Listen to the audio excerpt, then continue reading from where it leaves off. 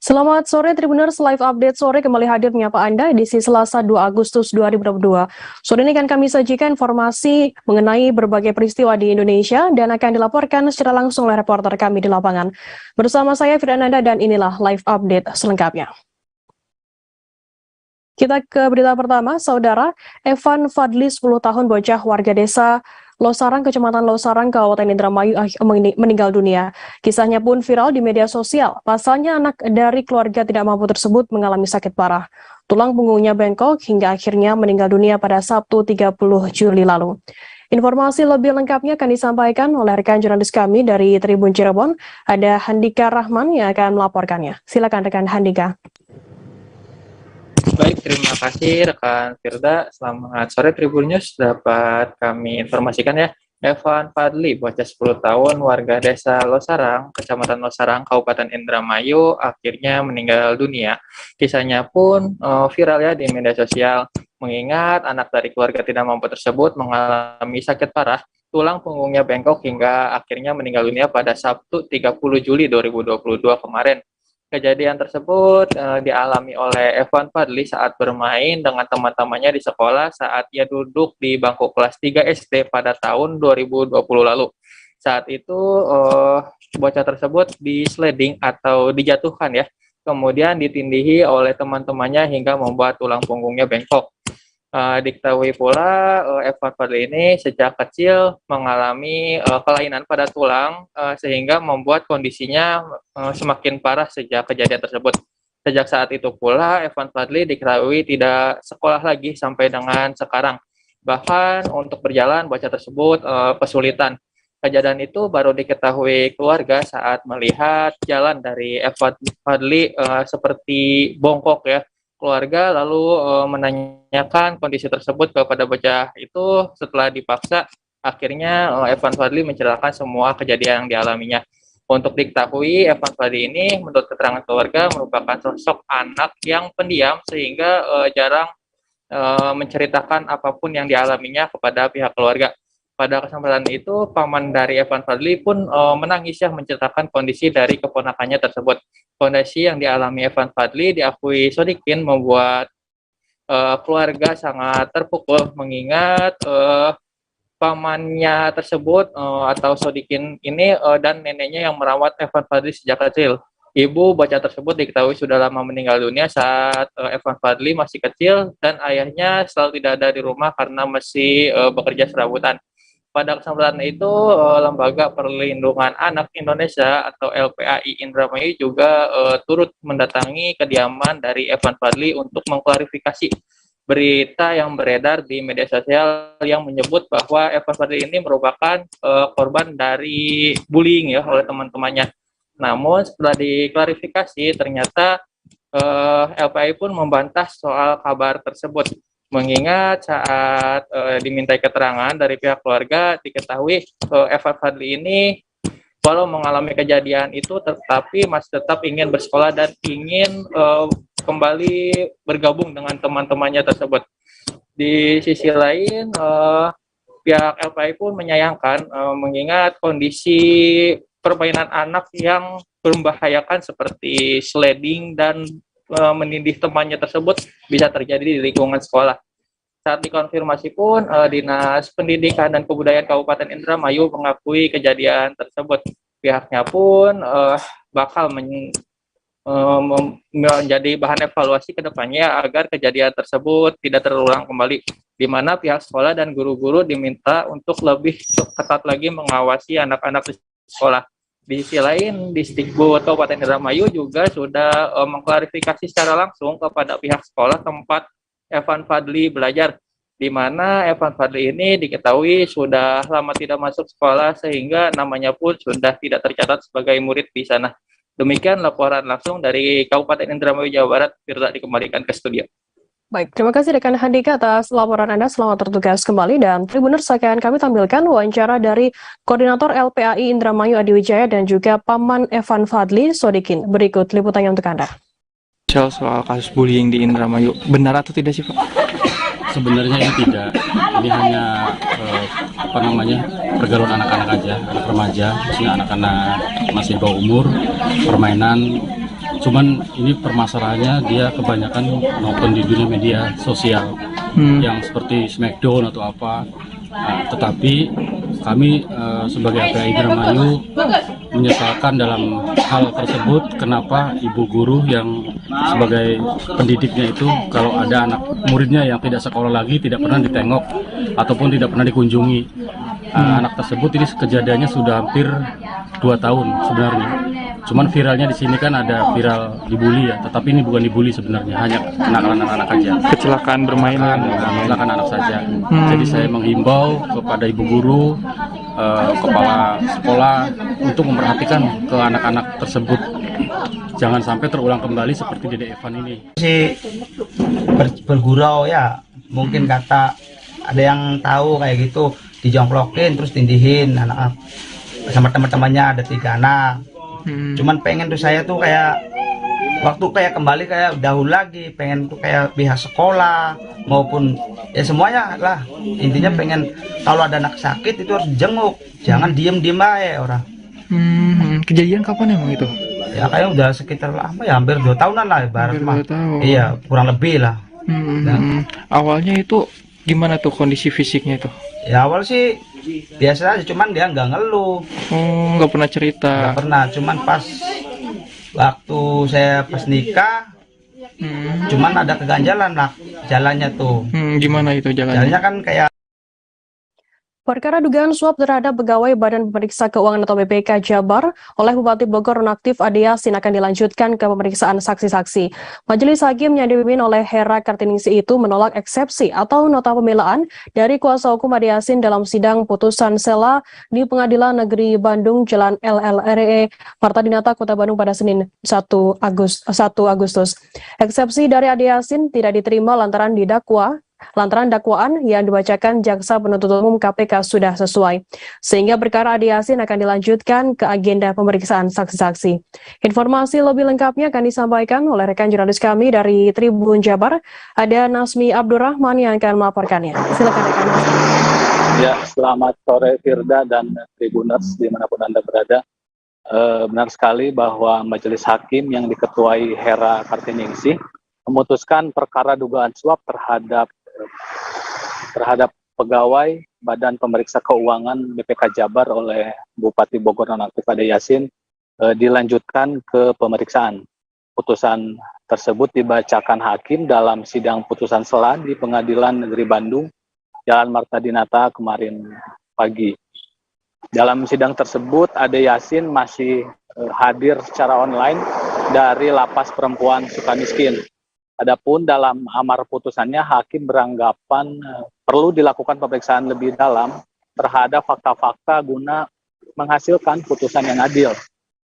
Salah satunya yakni terkait operasi tangkap tangan oleh Komisi Pemberantasan Korupsi terhadap Ade Yasin yang masih dipertanyakan oleh kuasa hukum Ade Yasin, serta terkait penyitaan barang bukti uang yang belum dijelaskan keterkaitannya dengan dugaan penyuapan. Melihat fakta itu, hakim memutuskan untuk melanjutkan persidangan ke tahap pemeriksaan saksi-saksi. Dan rencananya sidang pemeriksaan saksi akan dimulai di Pengadilan Negeri Bandung pada Rabu 3 Agustus besok. Sementara dari kuasa hukum Ade Yasin, Dina Lara Butar-Butar mengatakan bahwa ia akan membuktikan bahwa dakwaan dari Jaksa Penuntut Umum itu tidak cermat sesuai dengan nota pembelaannya pekan lalu. Adapun dari Jaksa Penuntut Umum yang diwakili oleh Roni Yusuf mengatakan bakal menghadirkan sekitar 40 saksi dalam sidang nanti. Saksi-saksi itu berasal dari sejumlah pejabat pemerintah di Kabupaten Bogor. Firda. Baik, terima kasih rekan jurnalis dari Tribun Jabar Nasmi atas laporan Anda. Selamat bertugas kembali. Kita akan tampilkan Tribuners wawancara dari JPU KPK, Roni Yusuf, kemudian ada juga wawancara dari kuasa hukum Ade Yasin, Dina Larasari. Berikut liputannya untuk Anda. Swasta itu bahwa Majelis Hakim menolak eksepsi dari penasihat hukum terdakwa. Menolak eksepsi itu dengan alasan bahwa dakwaan jaksa penuntut umum sudah jelas, lengkap, dan jelas. Cermat, jelas, ya lengkap. Itu belum persidangannya Bang, pemeriksaan saksi. Ada berapa banyak saksi nanti? Sehingga saksi akan kita hadirkan sekitar yang disampaikan majelis hakim terdahulu, kita akan melihat sekitar 35-40 orang saksi. Dan untuk sidang pertama mungkin sekitar 5 orang saksi dulu. 5 orang saksi besok nih, Arab itu dari mana aja, Pak?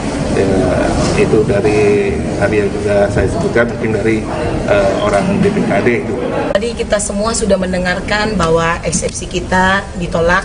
Kami sangat menghargai sekali, menghormati putusan sela yang dibacakan oleh majelis hakim hari ini. Karena memang putusan sela ini kan bukan akhir dari segalanya. Karena ini kan tujuan putusan sela ini adalah untuk memperlancar persidangan. Sidang selanjutnya tadi kita sama-sama dengar bahwa akan ada pemeriksaan saksi. Nah di sini kita akan mencoba membuktikan pernyataan-pernyataan yang selama ini menyudutkan Bu Ade oleh orang tertentu. Tapi di pemeriksaan saksi ini kita yakin akan terbongkar semuanya, akan terlihat kebenaran yang benar itu. Seperti pernyataan Ihsan lagi bahwa dia tidak pernah diperintah, karena kalau kita lihat dakwaan daripada JPU jelas-jelas hanya karena pernyataan seperti keterangan hanya berdiri sendiri dari Ihsan, padahal Ihsan sendiri pun di dalam BAP-nya menyatakan dia tidak pernah diperintah, seperti itu. Artinya masih optimis ya? Optimis, kita optimis karena kita percaya pengadilan ini akan menunjukkan kebenaran itu. Keadilan itu nyata di Pengadilan Negeri Bandung ini. Sidang lanjutan kasus jin buang anak Edi Mulyadi kembali berlangsung di Pengadilan Negeri Jakarta Pusat pada Selasa 2 Agustus hari ini. Sidang kali ini masih dalam agenda keterangan saksi. Dalam sidang, Edi menyatakan keberatan terhadap saksi yang dihadirkan. Saksi yang dihadirkan bernama Muhammad Asep selaku anggota digital forensik dari Mabes Polri. Saat sidang berlangsung, Edi langsung menyampaikan keberatannya kepada hakim. Pasalnya, Edi meragukan objektivitas dan independensi saksi mengingat latar belakang tempat saksi bekerja. Informasi lebih lengkapnya akan disampaikan oleh rekan jurnalis kami dari tribunnews.com. Ada Mario Christian yang akan melaporkannya. Silakan rekan Mario. Ya, selamat sore rekan Firda. Benar pada hari ini sidang lanjutan kasus jin buang anak Edi Mulyadi kembali berlangsung di Pengadilan Negeri Jakarta Pusat, Selasa 2 Agustus 2022. Sidang kali ini masih dalam agenda keterangan saksi. Dalam sidang, Edi menyatakan keberatan terhadap saksi yang dihadirkan. Saksi yang bernama Muhammad Asep ini merupakan anggota digital forensik dari Mabes Polri. Saat sidang berlangsung, Edi langsung menyampaikan keberatan kepada hakim. Pasalnya, Edi meragukan objektivitas saksi mengingat latar belakang tempat saksi bekerja. Menurut Edi, latar belakang saksi yang berhubungan dengan kepolisian membuat keterangannya tidak lepas dari arahan atasan. Objektivitas dan independensi dirasa Edi penting dalam persidangan.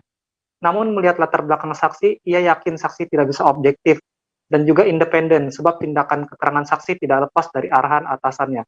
Penolakan ini juga ada sebab lain, lanjut Edi. Berdasarkan pengalamannya, hampir 6 bulan mendekam di dalam rumah tahanan, ia sudah banyak berinteraksi dengan banyak aparat dari berbagai pangkat. Menurutnya dalam interaksi antara aparat memang erat kaitannya dengan hubungan antara atasan dan bawahan. Sebagai informasi, Jaksa Penuntut Umum mendakwa Edi Mulyadi telah menyebarkan berita bohong yang menimbulkan keonaran di masyarakat. Menurut jaksa, pernyataan Kalimantan tempat jin buang anak jadi kalimat yang dinilai menimbulkan keonaran di masyarakat. Adapun dari YouTube channel Edi Mulyadi, jaksa mengatakan ada beberapa konten yang menyiarkan berita bohong dan menimbulkan keonaran. Sejumlah konten dalam dakwaan jaksa, diantaranya berjudul Tolak Pemindahan Ibu Kota Negara Proyek Oligarki Merampok Uang Rakyat, di mana dalam video ini pernyataan Edi menyebut tempat jin buang anak. Atas perbuatannya, Edi didakwa melanggar pasal 14 ayat 1 dan 2 Undang-Undang Nomor 1 Tahun 1946 tentang Peraturan Hukum Pidana atau pasal 45A ayat 2 Jo pasal 28 ayat 2 Undang-Undang Nomor 19 Tahun 2016 tentang perubahan atas Undang-Undang Nomor 11 Tahun 2008 tentang informasi dan transaksi elektronik atau pasal 156 KUHP. Sekian rekan Firda. Ya, baik. Terima kasih rekan jurnalis dari tribunnews.com Mario atas laporan Anda. Selamat bertugas kembali. Kita beralih ke informasi lainnya, Saudara. Kejaksaan Tinggi atau Kejati Sulawesi Barat menetapkan 3 tersangka baru dalam kasus tindak pidana korupsi pengalihan hak hutan negara dengan fungsi lindung di Desa Tadui, Mamuju pada Senin 1 Agustus. Ketiga tersangka tersebut merupakan mantan pegawai kantor Badan Pertanahan Nasional atau BPN Mamuju. 2 orang tersangka masih aktif menjadi aparatur sipil negara dan 1 orang sudah pensiun. Informasi lebih lengkapnya akan disampaikan oleh rekan jurnalis kami dari Tribun Sulbar, ada Abdul Rahman yang akan melaporkannya. Silakan rekan Abdul. Ya, baik rekan Firda dan pemirsa Tribunars dimanapun Anda berada. Jadi benar sekali bahwa Kejaksaan Tinggi Sulawesi Barat telah kembali menetapkan 3 tersangka baru dalam kasus hutan lindung yang ada di Desa Tadui, Kabupaten Mamuju ini. Di mana ketiga tersangka ini masing-masing berinisial MI, MN, dan MU, di mana ada 2 orang tersangka yang saat ini masih menjabat sebagai Kepala BPN Kabupaten Majene dan satunya menjabat sebagai Kepala Bagian Umum di Kanwil Pertanahan Sulawesi Barat. Dan tersangka inisial M sendiri adalah pensiunan dari pegawai Pertanahan Kabupaten Mamuju, di mana ketiga tersangka ini berperan sebagai tim A yang kemudian bekerja sebagai tim survei di lokasi pada hutan lindung, di mana mereka ditugaskan untuk mensurvei lokasi, menganalisis lokasi tersebut apakah kemudian masuk dalam kawasan hutan lindung atau tidak. Namun ketiga tersangka ini tidak melakukan tugasnya sebagai menjalankan tugasnya seperti apa yang diperintahkan oleh tersangka sebelumnya yang menjabat sebagai Kepala BPN Mamuju waktu itu. Sehingga tersangka ini dinyatakan ditahan oleh Kejati Sulbar pada Senin kemarin pada saat dilakukan pemeriksaan kepada 3 tersangka selama 5 jam di Kejaksaan Tinggi Sulawesi Barat. Jadi tersangka ini ditahan di rutan kelas 2B Mamuju untuk menjalani penahanan selama 20 hari ke depan. Seperti itu, Firda. Ya, baik. Terima kasih rekan jurnalis dari Tim Jabar atas laporan Anda. Selamat bertugas kembali. Kita beralih ke informasi selanjutnya, Saudara. Satreskrim Polres Bogor meringkus komplotan mafia tanah di Bogor.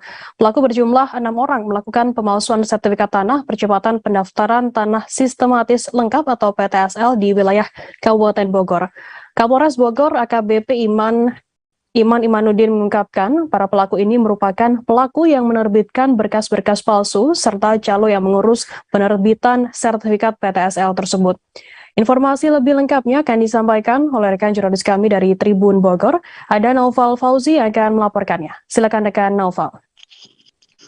Baik, rekan Firda dan juga rekan-rekan Tribuners, kami informasikan bahwa pihak kepolisian Polres Bogor telah mengungkap terkait kasus mafia tanah yang beroperasi di wilayah Kabupaten Bogor, dan polisi menangkap sebanyak 6 orang tersangka. Ke-6 orang tersangka ini memiliki peran yang berbeda-beda. Beberapa di antaranya merupakan calo, kemudian ada juga yang bertugas sebagai yang melakukan pemalsuan berkas, kemudian ada juga oknum ASN yang terlibat dalam komplotan mafia tanah ini. Jadi kasus ini bermula ketika adanya warga yang hendak mengajukan permohonan pembuatan sertifikat tanah ke BPN, namun oleh pihak BPN ini ditolak karena tanah yang diajukan tersebut SHGB milik perusahaan orang lain. Kemudian si warga ini didatangi oleh calo yang menawarkan bantuan untuk dibantu dibuatkan sertifikat tanah melalui program PTSL dengan biaya mencapai 25 juta rupiah per satu sertifikat. Akhirnya dari informasi ini pihak kepolisian Polres Bogor bekerja sama dengan pihak BPN atau Badan Pertanahan Nasional Bogor untuk mendalami kasus tersebut. Akhirnya terungkap dan ditangkap sebanyak 6 orang pelaku. Jadi 6 orang pelaku ini memiliki modus menggunakan sertifikat tanah milik orang lain melalui program PTSL yang masih belum diberikan kepada pemiliknya. Namun si pelaku ini menghapusnya menggunakan cairan pemutih pakaian. Kemudian data di dalam sertifikat tanah ini diubah sesuai nama-nama yang dimohonkan oleh pemohon yang mereka terima melalui calo. Dan mereka ini sudah beroperasi sejak awal tahun 2022 dan sampai ditangkap mereka sedikitnya sudah membuat sebanyak 24 sertifikat tanah palsu atau dengan nilai mencapai 600 juta rupiah. Namun karena tanah yang diajukan dibuatkan untuk sertifikat tanah palsu ini, beberapa di antaranya berada di tanah milik orang lain, sehingga pihak kepolisian juga mendata bahwa kerugian yang ditimbulkan dari kawanan mafia tanah ini mencapai sekitar 10 miliar rupiah. Demikian. Ya, baik, terima kasih rekan jurnalis dari Tribun Bogor atas laporan Anda. Selamat bertugas kembali. Kita beralih ke informasi lainnya, Saudara. Partai Kebangkitan Nusantara atau PKN mendaftarkan diri sebagai peserta pemilu serentak 2022 di kantor KPU RI Jalan Imam Bonjol, Menteng, Jakarta Pusat pada Selasa 2 Agustus atau di hari kedua pendaftaran dibuka.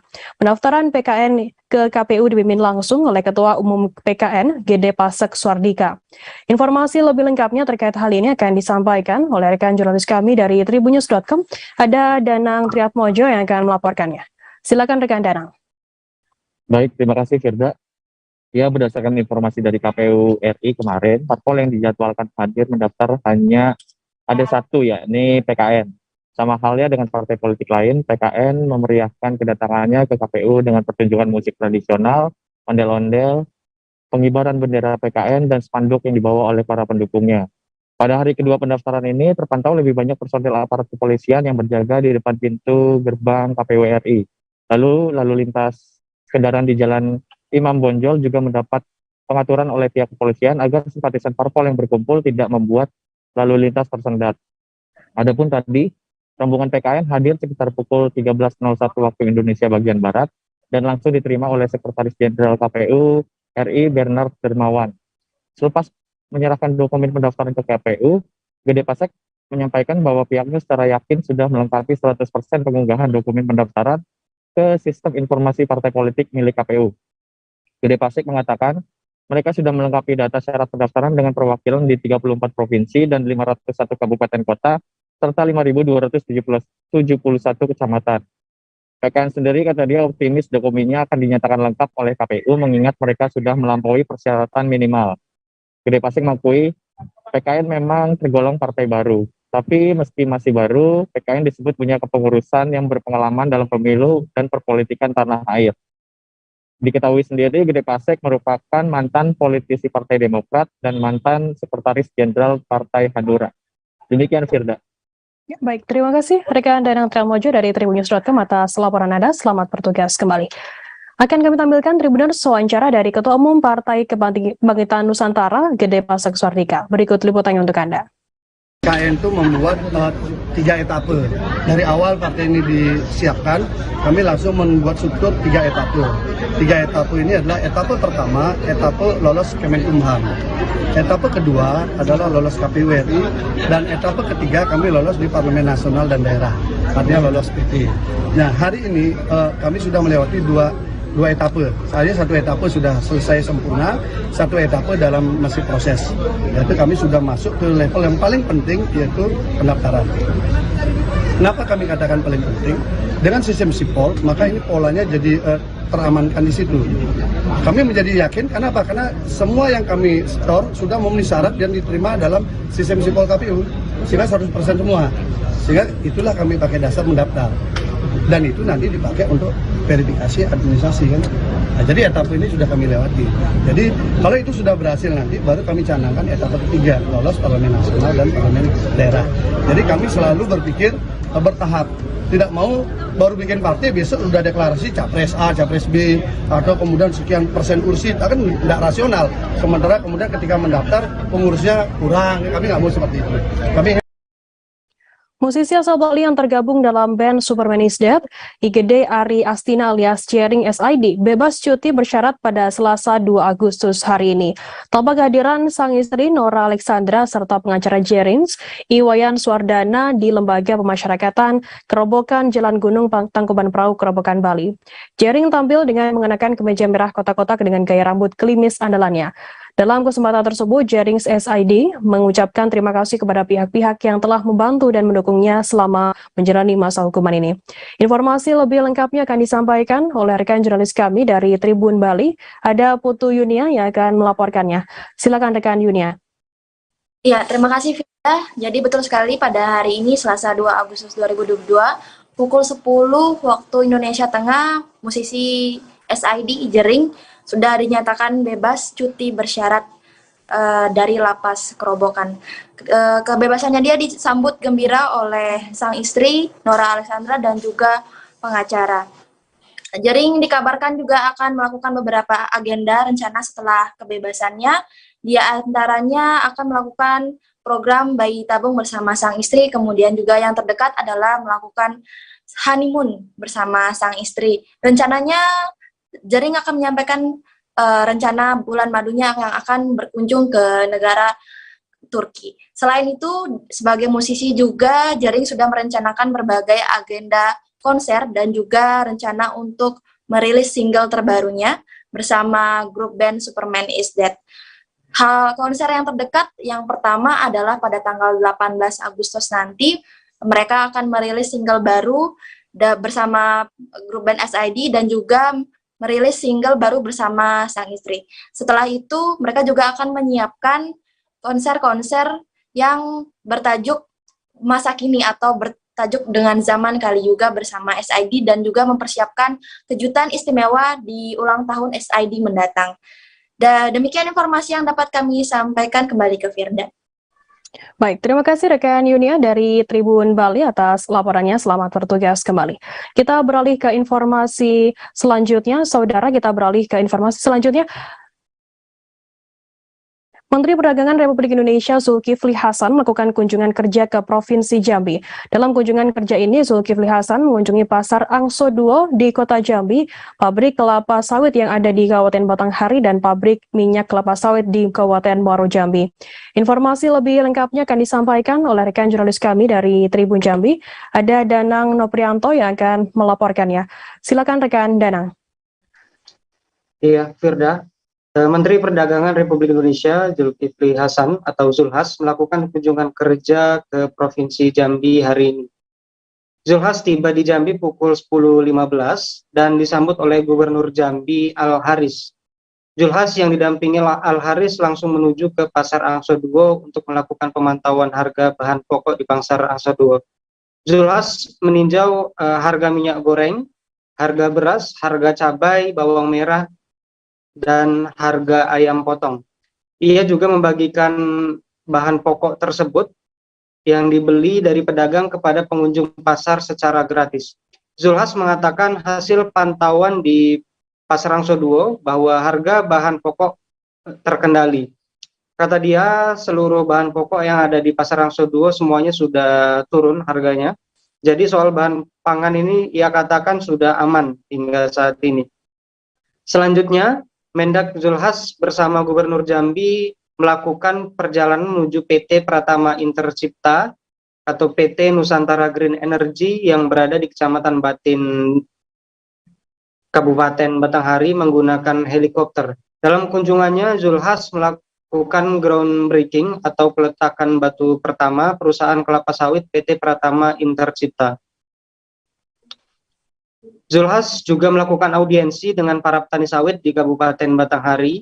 Setelahnya baru mengunjungi lokasi pabrik PT Nusantara Green Energy. Kembali ke Jambi, Mendak langsung menuju ke pabrik minyak goreng PT Karunia Tunggal Nugraha atau KTN untuk melakukan peninjauan pabrik minyak goreng di Kecamatan Taman Rajo, Kabupaten Muaro Jambi. Mendak Zulhas bersama rombongan akan kembali ke Jakarta pada pukul 17.05. Satu hal yang dijanjikan Zulhas kepada petani sawit ialah dalam 1 atau 2 pekan ke depan harga TBS atau tandan buah segar berada di harga di atas 2.000. Karena saat ini harga TBS di masyarakat atau di tingkat petani itu adalah 1.200. Ada 2 kebijakan yang diambil oleh Zulhas untuk meningkatkan harga TBS di tingkat petani, yaitu yang pertama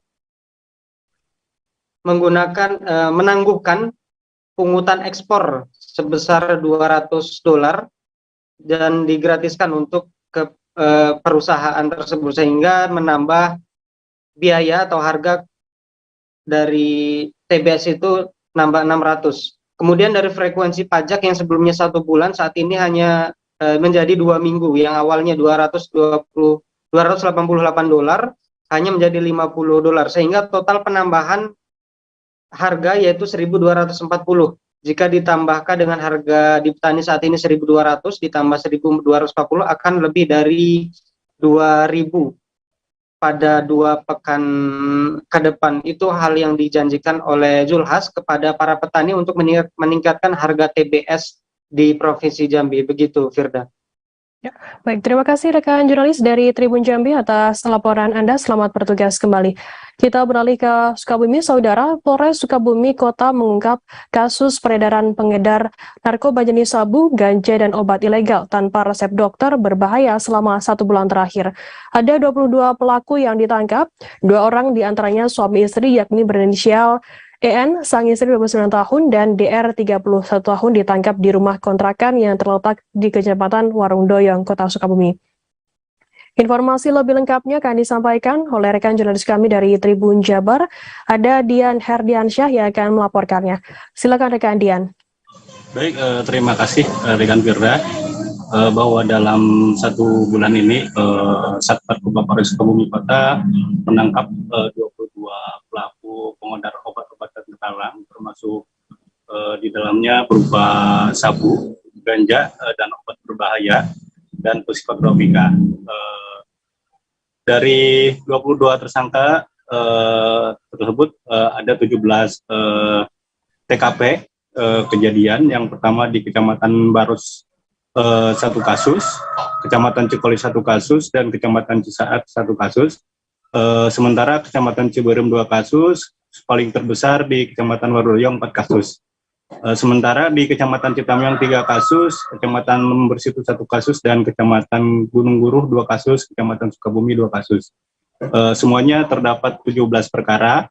Dari 17 perkara tersebut ditemukan barang bukti dengan total 1.355 butir secara keseluruhan. Adapun bila diuangkan mencapai 500 juta atau hampir setengah miliar. Dari 22 pelaku ini ada 1 pasangan suami istri yang ditangkap di Warudoyong, Kota Sukabumi, diduga pengedar sabu. Kemudian ataupun modusnya mereka sistemnya sistem tempel kepada pelanggannya. Adapun pasal yang ditersangkakan yakni ancamannya 12 tahun hingga 15 tahun penjara. Secara lengkapnya akan disampaikan oleh Kapolres Sukabumi Kota AKBP Sejana. Demikian, Firda. Baik, terima kasih rekan Dian dari Tribun Jabar atas laporan Anda. Selamat bertugas kembali. Dan Tribuners akan kami tampilkan wawancara dari Kapolres Sukabumi Kota AKBP SY Zainal Abidin. Berikut liputannya untuk Anda. Usia 17 sampai 20 tahun, sejumlah 10 orang. Kemudian berada di usia antara 26 sampai dengan 30 tahun, sejumlah 3 orang. Dan di atas 30 tahun, 2 orang. Untuk TKP semuanya tersebar secara rata. Namun demikian ada 1 kecamatan yang cukup menonjol, di mana terdapat 4 kasus yang kemudian berhasil diungkap di kecamatan tersebut, yaitu Kecamatan Warudoyong. Adapun barang bukti yang kemudian berhasil diamankan oleh Sat Narkoba, untuk sabu seberat 82,43 gram, kemudian ganja seberat 68,9 gram, obat-obat berbahaya dari berbagai merek sejumlah 61.000 butir, kemudian psikotropika sejumlah 1.300-an butir.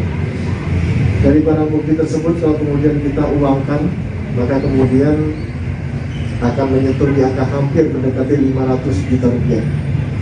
Dan dari hasil pengungkapan ini, Sat Narkoba Polres Sukabumi Kota telah berhasil kemudian menyelamatkan warga masyarakat dari peredaran barang haram ini sejumlah 40 ribuan jiwa. Adapun modus yang digunakan oleh para pelaku atau para tersangka di mana menerapkan terhadap para tersangka yang tentang pasal 111 ayat 1, kemudian 112 ayat 1, 112 ayat 2, 114 ayat 1 dan 114 ayat 2 Undang-Undang Nomor 35 Tahun 2009 tentang narkotika dengan ancaman maksimal 12 tahun sampai dengan seumur hidup. Tim SAR gabungan kembali melakukan pencarian terhadap seorang pria yang menghilang saat menyuluh ikan di perairan selatan air Cina, Desa Tasikona, Kecamatan Nekamese, Kabupaten Kupang. Pada Minggu 31 Juli lalu, merupakan hari di mana pria bernama Isak Kove, 56 tahun, warga desa Tasikona ini melaut hingga ditemukan dalam kondisi meninggal dunia. Sementara Kepala Kantor Pencarian dan Pertolongan Kelas A Kupang, Iputu Sudayan, menyampaikan Kantor Pencarian dan Pertolongan Kelas A Kupang menerima informasi bahwa satu orang belum kembali saat menyuluh ikan di perairan selatan air Cina, Desa Tasikona, Kecamatan Nekamese pada 31 Juli. Informasi lebih lengkapnya akan disampaikan oleh rekan jurnalis kami dari Pos Kupang, ada Ray Rebon yang akan melaporkannya. Silakan rekan Ray.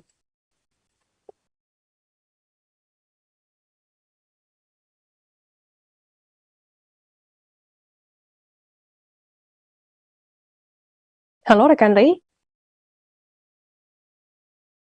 Rekan Ray bisa mendengar kami dari studio? Halo Firda. Silakan, rekan Ray.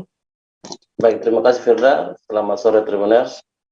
Dari Kupang NTT dapat saya laporkan bahwa tim SAR gabungan kembali melakukan pencarian terhadap seorang pria yang menghilang saat menyuluh ikan di perairan selatan air Cina, Desa Tasiknona, Kecamatan Nekamese, Kabupaten Kupang, Provinsi Nusa Tenggara Timur. Isak Kove Mnuke, pria 56 tahun, warga desa Tasikona ini pada Minggu 31 Juli sekira pukul 19 WITA hendak menyuluh ikan di perairan selatan air Cina. Namun nasib naas menimpa di mana pria ini sempat menghilang dan dilakukan pencarian sehingga dievakuasi dalam keadaan tak bernyawa. Sementara itu, Kepala Kantor Pencarian dan Pertolongan Kelas A Kupang, Iputu Sudayan, menyampaikan pada hari Senin 1 Agustus 2020 sekira pukul 16.40 WITA, pihaknya menerima informasi tersebut bahwa telah terjadi kehilangan salah seorang warga yang belum kembali saat menyuluh ikan di perairan selatan air Cina di Desa Tasiknona, Kecamatan Nekamese, Kabupaten Kupang. Tepatnya pada hari Minggu 31 Juli 2022. Kata dia, upaya pencarian pun telah dilakukan oleh keluarga dan warga sekitar. Namun sampai pagi hari korban belum dapat ditemukan. Ia pun mengatakan bahwa jam 7 pagi atau tanggal 1 2022, 7 orang atau satu tim yang berjumlah 7 orang diterjunkan ke lokasi kejadian menggunakan trek personel Rescue DMX dilengkapi palsar laut dan peralatan lainnya menuju lokasi. Lanjut disampaikannya bahwa tim tersebut akan menempuh jarak 36,6 km dari kantor hingga ke lokasi tersebut untuk dapat melakukan pencarian dan mengevakuasi korban. Lanjut disampaikannya bahwa pada pukul 11 tim SAR gabungan berhasil menemukan korban dalam keadaan meninggal dunia. Dari evakuasi tersebut, ia pun berterima kasih kepada semua pihak yang terlibat dalam operasi SAR tersebut di Desa Tasikona, Kecamatan Nekamese, Kabupaten Kupang. Dan ia berharap agar kemitraan serta sinergitas yang telah terjalin dapat terus berkembang agar pelaksanaan tugas dan tanggung jawab ke depan, khususnya dalam bidang pencarian dan pertolongan, dapat dijalankan dengan lebih baik. Demikian, Firda. Baik, terima kasih rekan Ray dari Pos Kupang atas laporan Anda. Selamat bertugas kembali. Kita beralih ke informasi selanjutnya, Saudara. Kepolisian Resort Polres Sika menangkap seorang nelayan berinisial H atas dugaan kasus penangkapan ikan menggunakan bahan peledak Senin 1 Agustus. Kapolres Sika KBP Nelson Felipe Dias mengatakan penangkapan tersebut berawal dari informasi warga Desa Waturia yang menyebutkan adanya praktik penggunaan bahan peledak. Berdasarkan laporan tersebut, polisi kemudian mendatangi tempat kejadian dan mendapati 9 botol bahan peledak siap pakai dari perahu milik H. Informasi lebih lengkapnya akan disampaikan oleh rekan jurnalis kami dari Tribun Flores, ada Nofri Fuka yang akan melaporkannya. Silakan rekan Nofri. Baik, selamat sore rekan Firda dan sahabat Tribuners di mana saja Anda berada. Dapat kami laporkan bahwa pihak Polres Sika melalui tim Polres Sika berhasil menangkap seorang nelayan yang diduga menangkap ikan di perairan Flores menggunakan bahan peledak. Dan ada pun beberapa barang bukti yang disita berupa 9 botol bahan peledak dan juga pemantik serta beberapa perlengkapan lainnya. Dan adapun kejadian ini dilakukan Polres Sika, ditangani Polres Sika pada tanggal 21 Juli 2022 setelah mereka menerima laporan dari warga di Waturia terkait dengan aktivitas nelayan yang berinisial H dalam menangkap ikan menggunakan bahan peledak. Dan merespons laporan dari warga, tim Polres Sika turun ke lapangan terutama ke TKP dan menangkap pelaku berinisial H.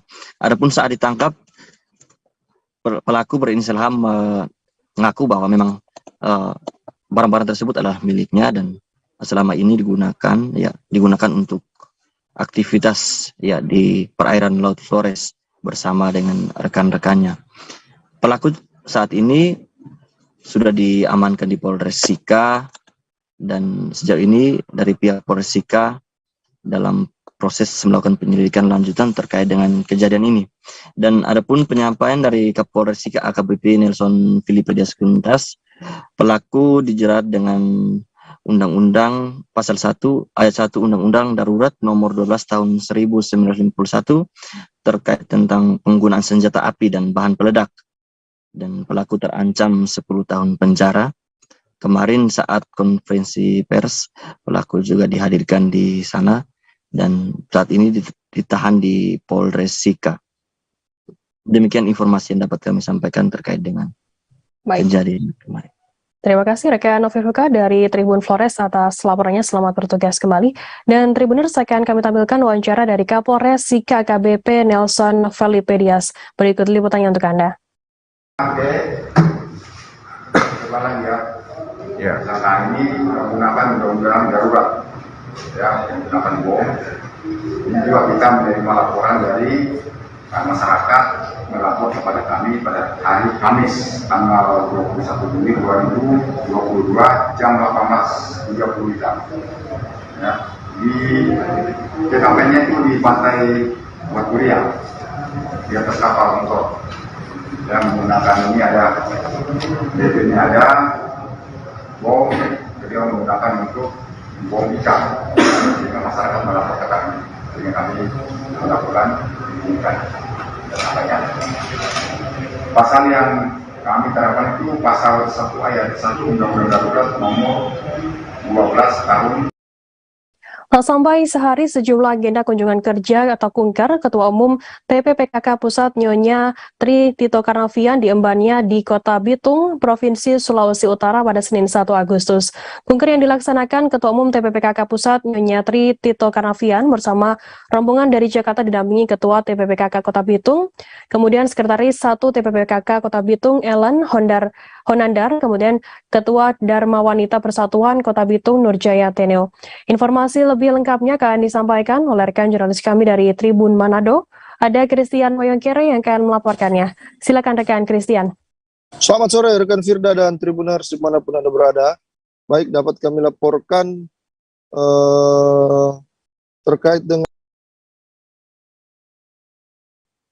Halo rekan Christian.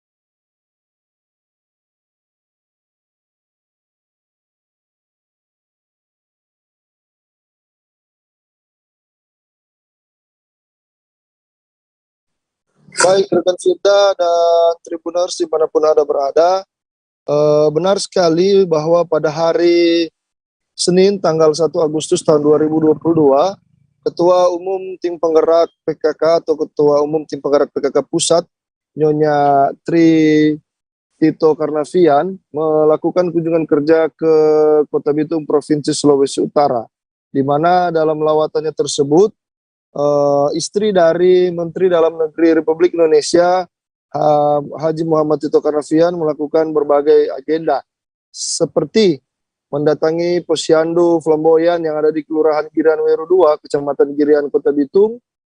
Di sana Nyonya Tri melakukan pengecekan, berdialog dengan kader Posyandu dan mempertanyakan penanganan yang dilakukan oleh para kader, termasuk dengan kasus stunting yang ada di wilayah tersebut. Selanjutnya rombongan Tim Penggerak PKK Pusat didampingi Ketua Tim Penggerak PKK Kota Bitung, Nyonya Rita Mantiri Tangkudung, dan Sekretaris 1 Helen Honadar Sondak, dan Ketua Dharma Wanita Persatuan Nyonya Nurjaya Teno Munarwin, serta Wali Kota Bitung Morris Mantiri, Wakil Wali Kota Bitung Hengki Hondandar, dan Pejabat Sekretaris Daerah Kota Bitung Rudi Tenok melaksanakan kunjungan ke kampung atau taman hatinya PKK di Kelurahan Girian Bawah, Kecamatan Girian, Kota Bitung, Sulawesi Utara. Di sana Ibu Tito atau Nyonya Tri melihat inovasi yang dilakukan oleh pengurus dan kader yang ada, di mana mereka mengecat sepanjang jalan paving dan melakukan penanaman dapur hidup di depan rumah, dan membuat spot foto 3 dimensi. Selanjutnya rombongan mendatangi kebun dan dapur hidup hatinya PKK yang masih juga berada di kelurahan yang sama. Di sana mereka panen cabai atau rica, menanam cabai dan makan pisang hasil dari kebun tersebut, dan melihat hasil-hasil tanaman yang diperoleh dari kebun tersebut. Dan puncaknya Ibu Tri juga melakukan temu kader pengurus PKK sekota Bitung di ruang Sarundayang Hall kantor Wali Kota Bitung. Dan menariknya, dalam kunjungan ke dapur hidup dan kebun hatinya PKK, Ibu Tri dan Ibu Rita serta Ibu Ellen menggunakan topi atau tolu yang dipakai oleh petani di Provinsi Sulawesi Utara, khususnya Minahasa, ketika pergi berkebun.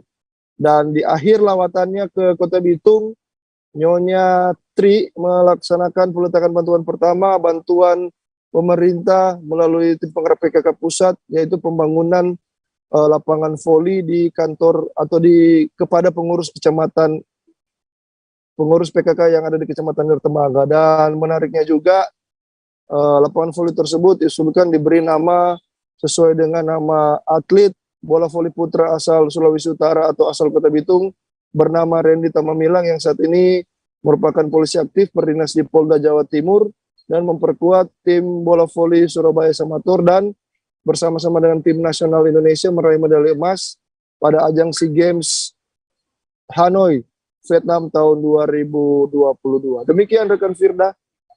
Ya, baik, terima kasih rekan Christian atas laporan Anda. Selamat bertugas kembali. Dan akan kami tampilkan Tribuners wawancara yang tadi sudah diimbun oleh rekan Christian dari Ketua Umum TPPKK Pusat, Nyonya Tri Tito Karnavian. Berikut liputannya untuk Anda.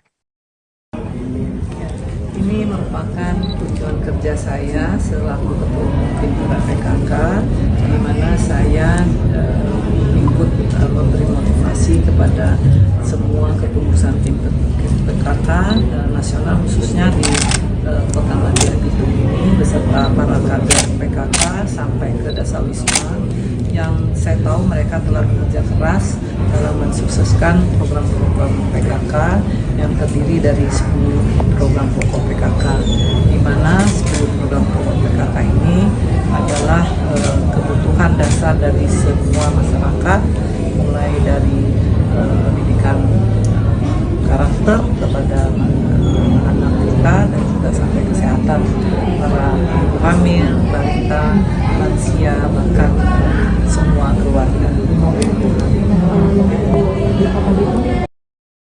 Sebanyak 10 bandit bercelurit di Kota Tangerang menyerang seorang buruh pabrik untuk merampas harta bendanya pada 23 Juli dini hari. Beruntungnya mereka berhasil diamankan Polres Metro Tangerang Kota seusai melakukan pengeroyokan menggunakan senjata tajam jenis celurit. Korban pun harus menerima luka bacok di sekitar punggungnya setelah dikeroyok 10 orang sekaligus. Informasi lebih lengkapnya akan disampaikan oleh rekan jurnalis kami dari Tribun Jakarta, ada Ega Alfreda yang akan melaporkannya. Silakan rekan Ega.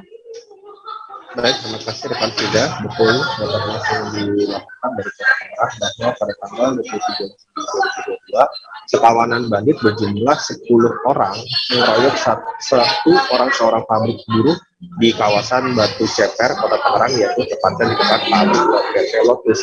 Korban yang bernama Rizky ini merupakan seorang buruh pabrik yang saat itu sedang berjaga malam, yaitu shift 3, sekitar pukul 03.00 dini hari waktu Indonesia bagian Barat.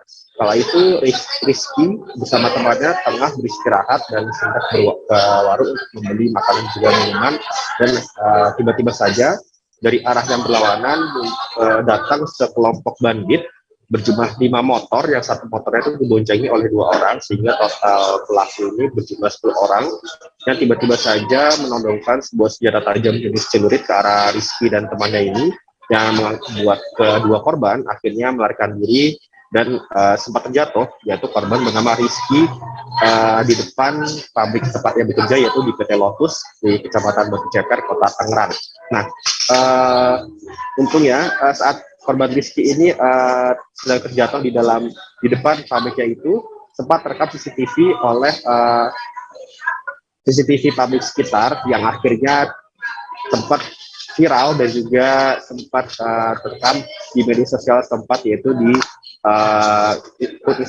akun Instagram. Dan pada akhirnya pada saat terjadi rekaman viral itu, Polres Metro Tangerang Kota bergerak cepat untuk melakukan penyelidikan terhadap 10 orang yang melakukan penyerangan kepada Rizky dan kawan-kawannya. Nah, terekam dari CCTV tersebut juga bahwa salah satu korban melayangkan sebuah celurit atau senjata tajam jadi celurit itu ke arah Rizky, dan akhirnya memukul dan juga menembaskannya kepada tubuh Rizky, sehingga Rizky ini sempat dilarikan ke rumah sakit dan menderita 8 tusukan dan juga beberapa jahitan di punggung dan juga perutnya. Nah, dari rekaman CCTV tersebut akhirnya polisi berhasil meringkus 9 dari 10 pelaku bandit ini, yang dimana 7 diantaranya merupakan anak-anak di bawah umur, dan duanya merupakan dewasa yang sudah di atas 17 tahun dan tidak bersekolah. Dari 7 orang yang di bawah umur tersebut yaitu berinisial AF, MRA, RIM, GDA, A, RS, dan RGA, DR, dan yang satu lagi masih buron yaitu berinisial A. Kemudian yang berdewasa yaitu berinisial AF dan FF. Dan semuanya ini merupakan sebuah geng yang dimana memang setiap kali melakukan aksinya, melakukan teror kepada para korbannya di area Kabupaten Tangerang dan juga Kota Tangerang, karena ke-9 pelaku ini ditangkap di Kecamatan Kelapa II, Kabupaten Tangerang. Saat ditanya oleh petugas, mereka juga baru pertama kali melakukan aksinya hanya untuk foya-foya dan juga untuk melakukan aksi pesta miras dari hasil rampasannya itu, yaitu berupa HP kepada para korbannya. Dan memang saat beraksi di tanggal 23 Juli 2022 itu, para korban memang sedang dalam pengaruh minuman beralkohol atau minuman keras. Dan dari tindakannya itu, para pelaku dikenakan pasal 365 KUHP ayat 2 dengan ancaman 12 tahun penjara. Begitu kira-kira kerja yang dapat dilakukan langsung dari Kota Tangerang. Baik, terima kasih rekan Ega atas laporan Anda. Selamat bertugas kembali. Dan akan kami tampilkan Tribuners wawancara dari Kapolres Metro Tangerang Kota, Kombes Pol Zaini Nugroho. Berikut liputannya untuk Anda. Ya, terima kasih yang terkait di TKP di Jalan Pembangunan Batu Ceper depan pabrik Lotus ya. Jadi dari kejadian pada tanggal 23 Juli 2020, dari hasil olah TKP, kemudian dari identifikasi dari CCTV dan pemeriksaan saksi-saksi, akhirnya kita dapat identifikasi 10 orang pelaku ya. Dari 10 orang pelaku ini bisa kita tangkap sebanyak 9 pelaku, 2 2 dewasa dan 7 anak-anak. Di mana pada saat itu para pelaku ini naik 5 kendaraan bermotor ya. Dan pada saat ada depan TKP, para pelaku ini berhenti dan penumpangnya turun sambil membawa dan ngacung-ngacungkan celurit. Dia menuju ke warung di depan pabrik tersebut, di mana terdapat 2 orang korban, yaitu atas nama Al-Farizi dan saudara Rizky Rivaldi. Oknum bidan di Bandar Lampung meraup keuntungan dari ulahnya menggelapkan mobil rental. Kapolsek Teluk Betung Selatan Polresta Bandar Lampung Kompol Adit Prianto mengungkapkan ada 4 mobil yang digelapkan oknum bidan tersebut. 4 mobil itu digasak dari 2 korbannya. Seorang korban diantaranya ada dirugikan hingga 3 mobil. Adit Prianto mengungkapkan oknum bidan tersebut mendapat keuntungan 30 juta rupiah dari tiap mobil yang digelapkannya. Informasi lebih lengkapnya akan disampaikan oleh rekan jurnalis kami dari Tribun Lampung. Ada Bayu Saputra yang akan melaporkannya. Silakan rekan Bayu. Ya, selamat sore rekan Firda dan Tribuners dimanapun berada. Saya Bayu Saputra dari Bandar Lampung melaporkan bahwasannya benar kemarin tim aparat kepolisian dari Polsek Teluk Betung Selatan mendapatkan laporan dari masyarakat ataupun penyedia rental mobil yang bernama Anissa Maharani, warga Kota Metro. Menurut keterangan dari Anissa Maharani yang merupakan korban ini, bahwasannya dia dimintai untuk dipinjamkannya mobil yang milik si Anissa Maharani. Namun sejak 3 hari dari proses peminjaman 10 hari, bidan ini yang berinisial DA yang berdomisili melakukan bidan di daerah Pecoraya Teluk Betung Selatan ini melakukan penggelapan mobil tersebut. Karena berdasarkan keterangan dari Anissa bahwasannya harusnya mobil tersebut sudah sampai 10 hari setelah peminjaman tersebut, namun sampai dengan saat ini mobil tersebut tidak ada, dan sehingga akhirnya terjadinya penggelapan yang dilakukan oleh oknum bidan tersebut. Dan menurut keterangan Kapolsek Teluk Betung Selatan Bapak Kompol Adit, bahwasannya proses masih dilakukan oleh pihak kepolisian sehingga akan mengungkap pelaku lain. Gitu kan Firdan Tribuners dari Bandar Lampung, Provinsi Lampung, Bayu Saputra melaporkan. Baik, terima kasih rekan Bayu Saputra dari Tribun Lampung atas laporan Anda. Selamat bertugas kembali. Akan kami tampilkan Tribuners wawancara dari Anissa Maharani, seorang korban yang mobilnya digelapkan oleh oknum bidan tersebut. Berikut liputannya untuk Anda. Malam ini kita datang ke Polsek TBS, kenapa nih Mbak? Untuk menindaklanjuti laporan dari kami yang sebelumnya sih. Untuk 8 mobil kami, 1 unit Innova warna hitam itu yang tutup GPS waktu tanggal 27. Jadi kan si terduga ini dia sudah ditangkap tangan kan tadi malam, digerebek sama polisi. Terus jadi sekarang dia sudah ada mendekam di penjara di sini di Polsek. Jadi polisi minta keterangan tambahan dari kami kan, karena si bidannya sendiri itu dia kurang kooperatif ya, maksudnya itu berkelit lah ya. Iya. Terus juga ternyata tadi malam juga polisi ini juga sudah menangkap 1 orang tersangka perantaranya berinisial H. Dan sekarang masih putus informasi terakhir sama yang berinisial H itu. Nah, boleh tahu Mbak untuk dia pemesanannya dari tanggal berapa, kemudian sampai berapa? Warga Dusun Pengadang, Desa Pengadang, Kecamatan Sekayam, Kabupaten Sanggau, Kalimantan Barat, dikejutkan dengan adanya penemuan diduga serpihan sebuah roket di areal perkebunan sawit yang baru ditanam milik warga setempat bernama Julius Talib, Senin 1 Agustus. Kapolres Sanggau AKBP Ade Kuncoro Ridwan membenarkan terkait ditemukannya diduga serpihan sebuah roket di areal perkebunan milik warga setempat. Kapolres mengatakan sekitar pukul 8 pagi waktu Indonesia Barat, Polsek Sekayam menerima informasi dari masyarakat sehubungan dengan telah ditemukannya benda yang diduga serpihan roket di lahan milik warga di Desa Pengadang.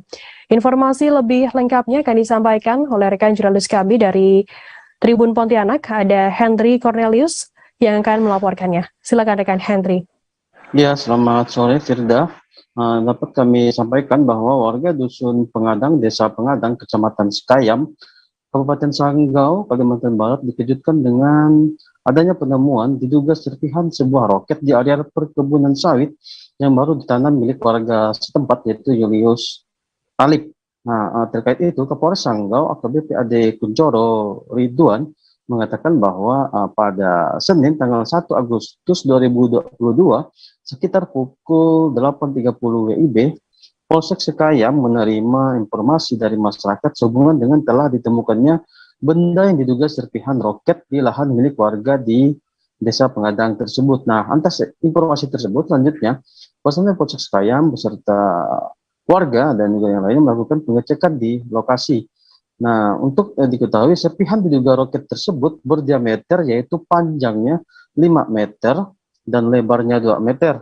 Nah, untuk kronologis ditemukannya diduga serpihan sebuah roket tersebut, yaitu pada Minggu tanggal 31 Juli 2022 sekitar pukul 17.00 WIB, Julius Talib, pemilik lahan, pergi ke kebun miliknya. Hanya sampai di lokasi dia melihat benda yang diduga serpihan sebuah roket sudah berada di tengah-tengah kebunnya. Atas kejadian tersebut, dia memberitahuan ke Kadus Pengadang. Masih mengutip statement dari Kapolres, saat ini pun sudah dilakukan pemasangan polis lain di lokasi penemuan serpihan yang diduga roket tersebut. Nah, kemudian juga diimbau kepada masyarakat untuk tidak mendekati lokasi penemuan serpihan yang diduga roket tersebut untuk mengantisipasi adanya zat radioaktif di benda tersebut. Selain itu juga Polres Sanggau juga melaksanakan koordinasi dengan Polda Kalimantan Barat, dalam hal ini Satbrimub Polda Kalbar, terkait penanganan penemuan serpihan yang diduga roket tersebut. Nah, sampai saat ini belum diketahui pasti asal dari benda tersebut, akan tetapi pada Sabtu malam sekitar pukul 23.09 WIB, sebagian warga Pengadang ada mendengar suara gemuruh dari langit. Nah, selain di Desa Pengadang, benda asing yang belum dapat diidentifikasi juga ditemukan di Tembawang milik JN, warga Dusun Lomur 1, Desa Kenaman, Kecamatan Sekayam, Kabupaten Sanggau, Kalimantan Barat. Nah, benda asing tersebut juga sudah diserahkan ke Polsek Sekayam kemarin, tepatnya Senin 1 Agustus 2022. Nah, benda asing yang belum dapat diidentifikasi tersebut dengan ukuran 124 cm kali 190 cm dan tebalnya 4 mm. Sekian laporan dari kami, Firda. Baik, terima kasih Rian Henry Cornelius dari Tribun Pontianak atas laporan Anda. Selamat bertugas kembali. Kita beralih ke Jakarta, Saudara.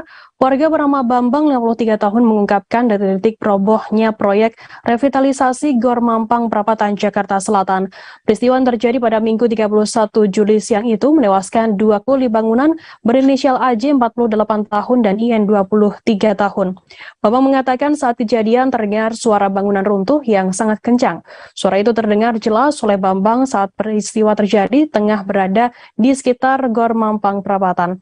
Informasi lebih lengkapnya akan disampaikan oleh rekan jurnalis kami dari Tribun Jakarta, ada Anas Furqon Hakim yang akan melaporkannya. Silakan rekan Anas.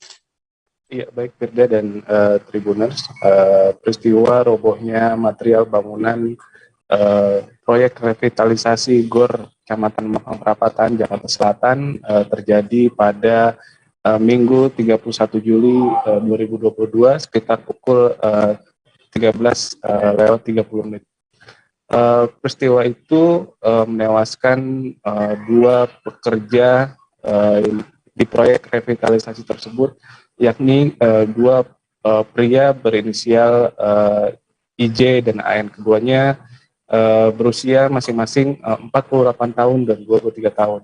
Warga sekitar bernama Bambang mengatakan kedua pekerja tersebut tengah melakukan proses pelepasan material dan sedang melakukan pembersihan di area proyek revitalisasi. Namun tiba-tiba beberapa material bangunan yang berada di lantai atas roboh dan menimpa kedua pekerja tersebut. Imbasnya kedua pekerja tersebut tewas. Salah satu korban diketahui tewas seketika di lokasi kejadian. Sementara satu korban lainnya sempat menjalani perawatan di RSUD Mampang Perapatan, namun dinyatakan meninggal dunia di hari yang sama, tepatnya sekitar pukul 16.00. Sementara itu, Bambang mengaku mendengar suara reruntuhan yang sangat keras saat terjadi atau robohnya material bangunan di Gor Mampang tersebut.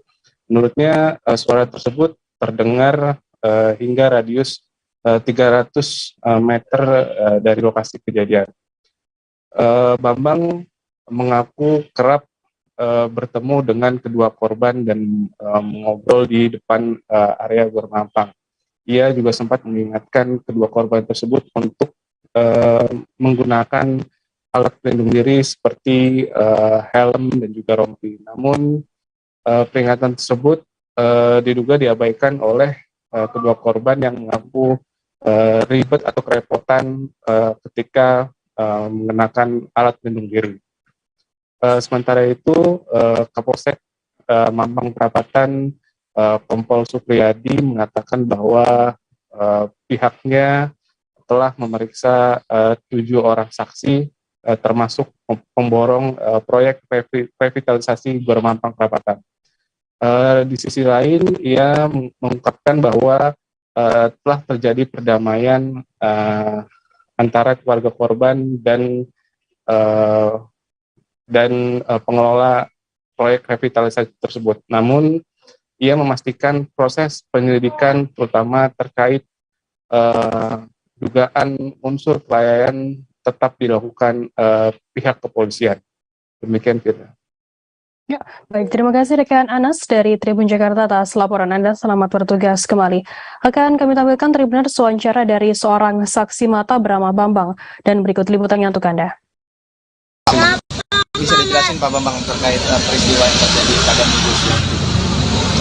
Jadi minggu itu kan ada pekerja untuk mau jebol besi, karena yang lain kan sudah selesai, ya tinggal yang atas itu segitiga atas ya, mudah-mudahan. Nah, ketika mereka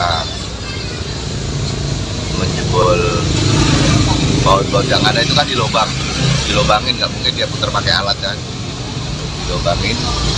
Nah, ketika penyangga segitiga atas itu nggak ada, otomatis tumpuan ini nggak ada lagi kekuatan. Sementara posisi besi yang sudah dipotong-potong itu cenderung berat ke kanan atau ke selatan. Jadi ketika ini sudah dijebol, nah akhirnya rubuh ke selatan. Nah, salah satu segitiganya itu mental di balkon, jatuh lagi mental kena kabel, akhirnya baru nangkut. Pak, besi itu menimpa yang sedang bekerja. Nah, pekerja itu tertimpa antara puing sama besi. Puing tembok ini kan ada segitiganya itu besi, ini atasnya juga besi. Puluhan pedagang pasar 23 Maret melakukan aksi demo di depan kantor DPRD Kota Mobagu. Puluhan pedagang 23 Maret ini menolak untuk direlokasi ke gedung baru yang telah disiapkan oleh pemerintah. Aksi demo ini disambut Wakil Ketua DPRD Syarif Mukodongan, kemudian Roy Kasenda dan Abbas Limbalo. Syarif saat melakukan negosiasi menegaskan kepada para pedagang bahwa mereka berhak menuntut keadilan namun dengan tidak melanggar aturan. Informasi lebih lengkapnya akan disampaikan oleh rekan jurnalis kami dari Tribun Manado, ada Surya Pindondo yang akan melaporkannya. Silakan rekan Surya. Ya, baik rekan Firda dan sahabat Tribuners dimanapun berada. Sekitar puluhan pedagang pasar 23 Maret melakukan aksi demo di depan gedung Dewan Perwakilan Rakyat Daerah Kota Ambagu, Sulawesi Utara. Hal ini dipicu karena puluhan pedagang pasar 23 Maret ini menolak untuk direlokasi. Padahal pemerintah telah menyediakan sarana atau tempat bagi para pedagang ini untuk berdagang. Aksi demo ini disambut Sekretaris Dewan dan diteruskan ke anggota DPRD Kota Ambagu. Setelah difasilitasi, para pendemo ditemui langsung Wakil Ketua DPRD Kota Ambagu, Sarifudin Juwaidi Mukhodongan dari Partai Nasdem, bersama Roy Kasenda dari Partai PDI Perjuangan, dan Abbas Limbalo dari Partai PKS. Sarif Mukhodongan mengatakan bahwa pihaknya sudah beberapa kali melakukan peninjauan di Pasar 23 Maret. Dan ternyata para pedagang ini berjualan di tempat yang tidak semestinya, karena sudah menggunakan bahu jalan dan mengganggu arus lalu lintas. Tentunya hal tersebutlah yang membuat pemerintah harus turun dan menertibkannya. Sarif juga menyampaikan bahwa kita tidak boleh menuntut keadilan, kita boleh menuntut keadilan, tapi kita juga jangan melanggar aturan. Karena dari yang saya lihat sendiri, di dalam pasar masih banyak lapak yang kosong dan belum ditempati. Mengapa para pedagang ini berjualan di depan? Karena itu adalah salah satu strategi pedagang agar supaya pembeli tidak masuk sampai ke dalam. Hal itu tidak bisa kita salahkan. Inilah rakyat. Seharusnya kita sebagai pemerintah untuk mengatur hal itu dengan baik. Kesemrawutan pedagang di Pasar 23 Maret ini juga terjadi karena instansi terkait tidak mengatur dengan baik sedari awal. Padahal dirinya yakin Wali Kota Ambagu Insinyur Tatong Bara sudah berulang kali menganjurkan agar supaya pasar yang dikelola bisa dikelola dengan baik. Langkah kami dalam waktu dekat ini akan mengundang mereka kembali dan instansi terkait untuk melakukan rapat dengar pendapat. Oke, demikian rekan Firda, terima kasih. Ya, baik, terima kasih rekan jurnalis dari Tribun Manado atas laporan Anda. Selamat bertugas kembali. Kita beralih ke informasi lainnya, Saudara. Kapolres Bangkalan AKBP Wiwit Ari Wibisono memberikan hadiah berupa seekor kambing betina untuk personelnya yang rajin mengikuti gelaran apel. Personel yang beruntung mendapatkan hadiah kambing melalui pengundian itu adalah Bintara Unit atau Banit Idik 1 Satreskrim Polres Bangkalan Bribtu Ahmad Ferry Kuswanto di sela gelar apel pemberian reward dan punishment di lapangan Mako 2 Mapolres Bangkalan bersenin 1 Agustus kemarin. Sebelum pemberian hadiah, gelaran apel rutin pagi yang dipimpin oleh Kasat Samapta AKP Harifi Kohar selaku Komandan Apel berjalan khidmat. Merdu suara pembacaan Asmaul Husna terdengar kompak dan sayup. Kemudian informasi lebih lengkapnya terkait hal ini akan disampaikan oleh rekan jurnalis kami dari Tribun Madura, ada Ahmad Faisal Edo yang akan melaporkannya. Silakan rekan Faisal. Baik Firda, selamat sore rekan Tribun dimanapun berada. Kapolres Bangkalan AKBP Wiwit Ari Wibisono pada Senin 1 Agustus 2022 memberikan reward kepada beberapa personel yang telah berupaya meningkatkan kinerja. Salah satunya adalah Bribtu Ahmad Ferry Kuswanto yang dihadiahi seekor kambing betina karena Bribtu Ferry sangat rajin melaksanakan gelar apel rutin di tiap pagi. Pembelian kambing oleh Kapolres Bangkalan Wiwit Ari Wibisono tidak lain untuk memberikan kesempatan bagi para anggota mempunyai usaha atau ladang bisnis di luar kedinasan, namun tidak mengganggu aktivitas kedinasannya. Selain itu, Kapolres Bangkalan juga memberikan dedikasi yang tinggi kepada 14 personel Satreskrim Polres Bangkalan dan Polsek Lampis dalam upaya pengungkapan dan penangkapan 5 sindikat pelaku curanmor. Demikian Firda. Ya, baik. Terima kasih rekan jurnalis dari Tribun Madura atas laporan Anda. Selamat bertugas kembali. Kita beralih ke informasi lainnya, Saudara. 4 personil kepolisian Resor Kabupaten Polewali Mandar atau Polman menjadi korban pembacokan. 4 personil tersebut dibacok pelaku saat mengungkap kasus narkoba. Insiden pembacokan tersebut terjadi di Desa Puceda, Kecamatan Wonomulyo, Kabupaten Polman pada Senin 1 Agustus kira pukul 7 malam waktu Indonesia Tengah. Kapolres Polman, AKBP Agung Budi Laksono mengatakan 2 personil Polda Sulbar dan 2 personil Polres Polman menjadi korban pembacokan saat mengungkap kasus narkoba jenis sabu. Informasi lebih lengkapnya akan disampaikan oleh rekan jurnalis kami dari Tribun Sulbar, ada Kamarudin yang akan melaporkannya. Silakan rekan Kamarudin. Ya, terima kasih Firda. Selamat sore Tribuners. Dapat saya sampaikan bahwa benar 4 personil dari kepolisian menjadi korban pembacokan saat mengungkap kasus dugaan tindak pidana penyalahgunaan narkoba di Desa Nepo, Kecamatan Dusun Puceda, Kecamatan Wonomulyo, Kabupaten Polman. AKBP Budi Laksono, Kapolres Polman, menjelaskan kronologi insiden tersebut. Dia mengatakan bahwa berawal dari adanya penangkapan yang dilakukan oleh anggota Dit Narkoba Polda Sulbar bersama personil Sat Narkoba Polres Polman yang dipimpin oleh Tandikini terhadap salah satu tersangka atau terduga pelaku tindak pidana penyalahgunaan narkoba, yakni atas nama Rizal, warga Desa Karomba, Kecamatan Bulo, Kabupaten Polman. Pada saat itu petugas menemukan barang bukti berupa narkoba jenis sabu sebanyak 1 gram di tangan Rizal. Dan setelah dilakukan interogasi, polisi mendapat pengakuan dari Rizal bahwa barang haram tersebut atau narkoba jenis sabu tersebut didapatkan dari salah satu pelaku atas nama Anci, warga Desa Nepo, Dusun Puceda.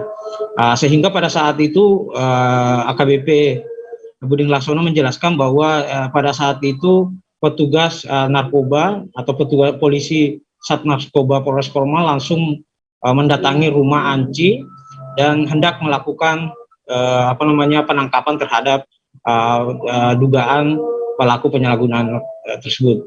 Namun pada saat itu di mana saat hendak menangkap Anci, pelaku tindak pidana narkoba, Anci mengamuk dan langsung mengambil parang di belakang pintu rumahnya dan melakukan pembacokan terhadap 4 personil yang saat itu bertugas. Diketahui bahwa 4 personil tersebut terdiri dari 2 personil dari Polda Sulbar dan 2 personil dari Polres Polman. Dari Polda sendiri atas nama AKP Tandikini, dia mengalami luka terbuka di bagian lengan kanan. Dan juga ada Bribtu Ervandi, anggota Polres Polman, juga mengalami luka pada tangan sebelah kanan, luka juga terbuka pada telapak tangan sebelah kiri. Selain itu ada juga Bribtu Rahmat, dia terluka pada jempol sebelah kanan, dan Bribtu Wahyudi luka juga pada tangan sebelah kanan. Sehingga pada saat itu 4 personil setelah menangkap pelaku atas nama Anci, korban yang mendapat pembacokan itu langsung dilarikan ke puskesmas terdekat dan langsung dirujuk ke RSUD Kabupaten Polewali Mandar.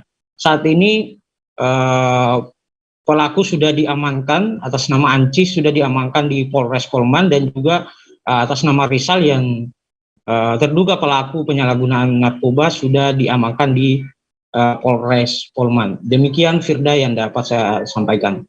Ya, baik. Terima kasih rekan Kamarudin dari Tribun Sulbar atas laporan Anda. Selamat bertugas kembali. Dan Tribuners akan kami tampilkan wawancara dari Kapolres Polman AKBP Agung Budi Laksono. Berikut liputannya untuk Anda. Biar gambarnya lebar. Assalamualaikum warahmatullahi wabarakatuh. Salam sejahtera kita semua. Salam Om Swastiastu, Namo Buddhaya, salam kebajikan. Selamat malam rekan-rekan. Kami malam ini hari Senin tanggal 1 Agustus 2022 telah mengadakan pengungkapan dan pengembangan kasus narkotika jenis sabu-sabu, di mana personel kami dari Polda Sulawesi Barat dan Polres Polma, kebetulan Polda Sulawesi Barat, Pak Kanit Narkoba AKP Tandigini, di backup dua personil kami dari Polres Polman mengembangkan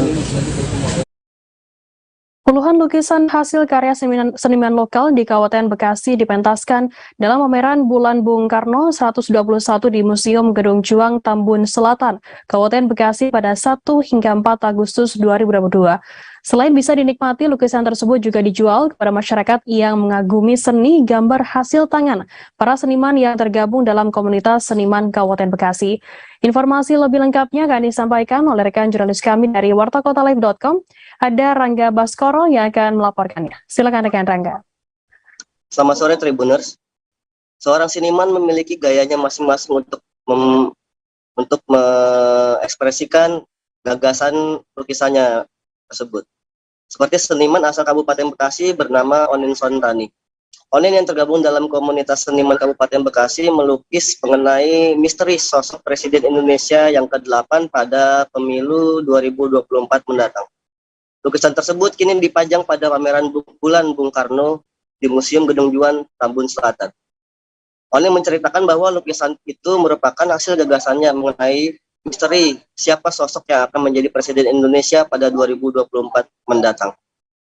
Oleh sebab itu, Onin menggambarkan beberapa sosok tokoh politik yang diprediksi hendak maju dalam kontestasi pemilihan presiden yang nantinya bakal menjadi pemimpin negara Republik Indonesia yang ke-8. Dikarenakan masih menjadi misteri, sosok tersebut digambarkan hanya secara siluet berwarna hitam. Adapun beberapa sosok yang digambarkan oleh Onin seperti Wiranto, Prabowo, Mahfud MD, Ridwan Kamil, Anies Baswedan, Ganjar Pranowo, Puan Maharani, dan sosok presiden terdahulu. Karya seni tersebut digambarkan menggunakan cat minyak di atas 8 buah kanvas berukuran kecil sehingga total memiliki lebar 180 x 120 cm. Onin menjelaskan bahwa membutuhkan waktu 3 bulan untuk bisa menggambar lukisan tersebut. Terkait harganya yang dibanderol sebesar 5 miliar rupiah, Onin mengatakan bahwa lukisan tersebut merupakan salah satu hasil karya terbaiknya sejak ia berkecimpung di dunia seni lukis secara profesional. Demikian Firda. Ya, baik, terima kasih rekan jurnalis dari Tribun wartakotalive.com atas laporan Anda. Selamat bertugas kembali. Dan akan kami tampilkan Tribuners wawancara dari seorang seniman bernama Onin. Berikut liputannya untuk Anda.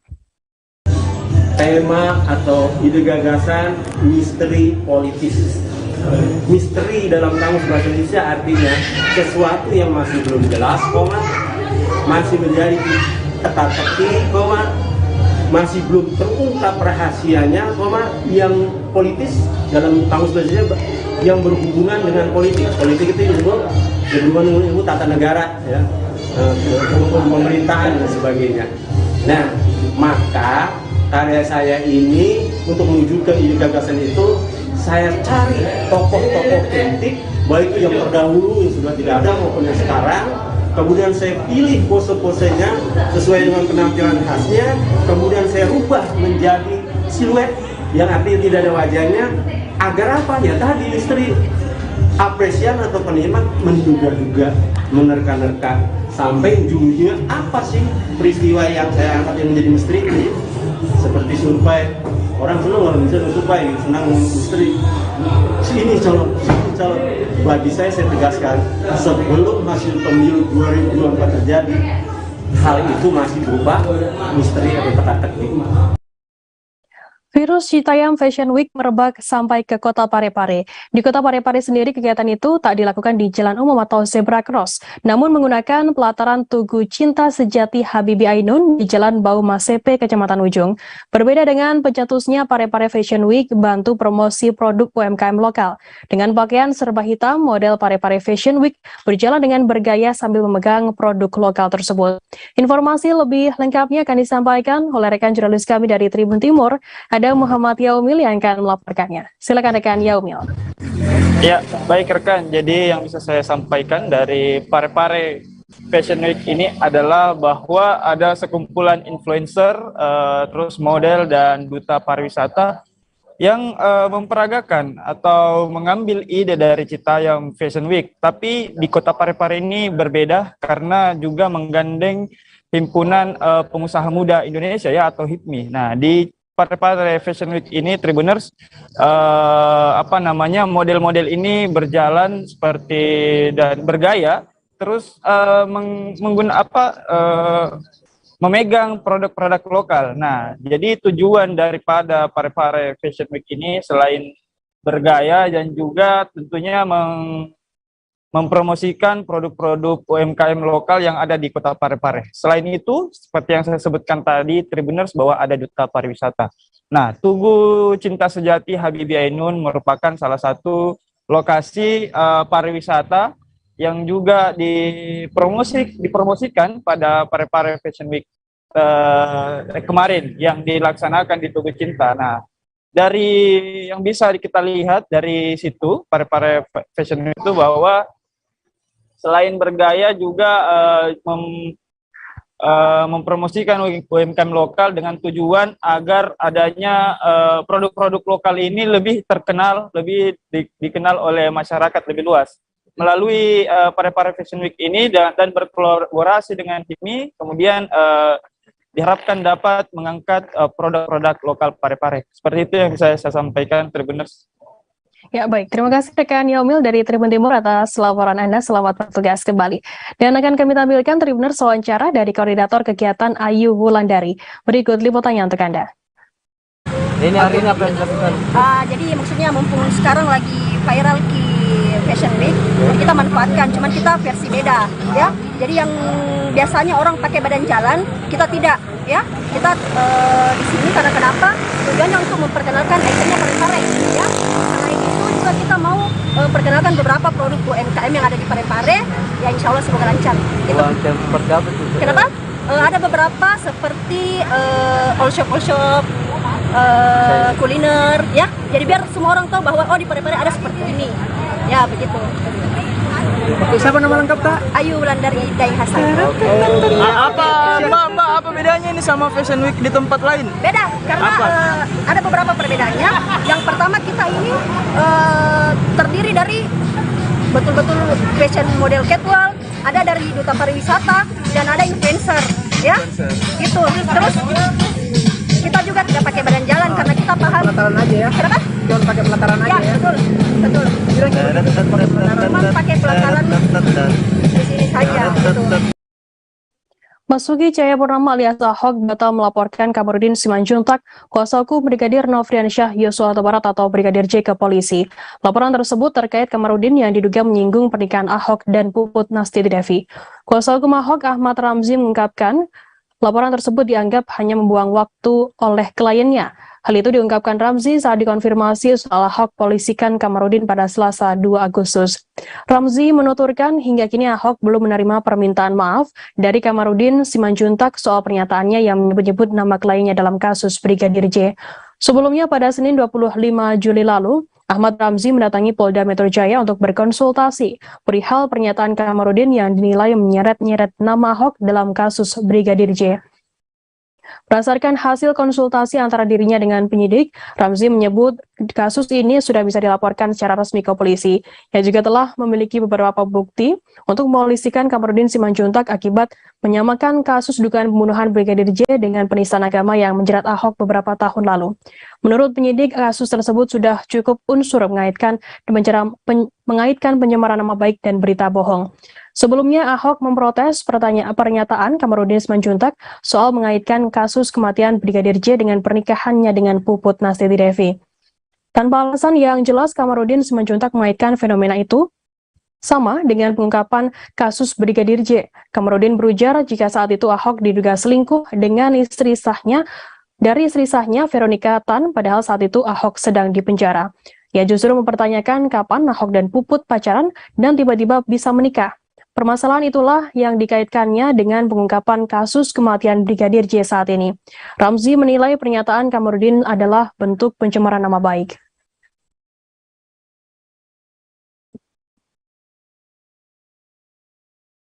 Setelah dilakukan autopsi ulang terhadap jenazah Brigadir Nofriansyah Yosua Huta Barat alias Brigadir J, tim khusus bentukan Kapolri Jenderal Polisi Sigit Prabowo belum merilis perkembangan penyidikan. Kepala Divisi Humas Polri Irjen Dedi Prasetyo mengungkapkan tim sus sangat berhati-hati dalam penyelidikan kasus tersebut. Dedi mengatakan tim membutuhkan ketelitian dan kecermatan dalam penyidikan tersebut. Sehingga Polri meminta agar semua pihak bersabar. Tim usutan Kapolri Jenderal Polisi Sigit Prabowo yang dibentuk khusus menyidik kasus ini tengah bekerja keras dalam menangani kasus secara scientific crime investigation. Jadi mengatakan tim sus bekerja secara maksimal dan tengah memproses pembuktian secara ilmiah. Sebelumnya diketahui Brigadir J tewas dalam baku tembak dengan Baradae pada Jumat 8 Juli lalu. Baku tembak tersebut disebut Polri terjadi di Kompleks Polri Duren 3, Jakarta Selatan.